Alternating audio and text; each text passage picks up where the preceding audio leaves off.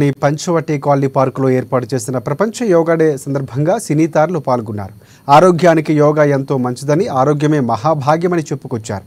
ఇక సినీ సెలబ్రిటీలు యోగాలో పాల్గొని పంచవటి పార్కులో మొక్కలు నాటారు.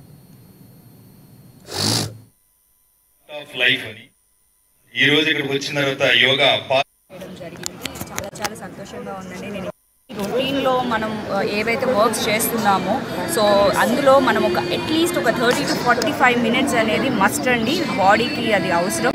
సో ఆరోగ్యమే మహాభాగ్యం అండి. Happy international yoga. Thank you. ఈరోజు వరల్డ్ ఇంటర్నేషనల్ డే సందర్భంగా నా పంచవటి కాలనీలో ఏర్పాటు చేసినటువంటి ఈ యోగా ప్రోగ్రాము ఏర్పాటు చేసిన కాలనీ వాళ్ళందరూ కూడా ధన్యవాదాలు తెలియజేస్తున్నాము.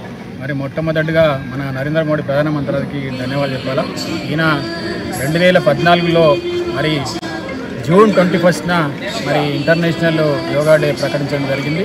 దాంట్లో 177 దేశాలు యునానిమస్గా ఈ యోగా ఇంటర్నేషనల్ డేను ఏకగ్రీవంగా ఆమోదించడం జరిగింది.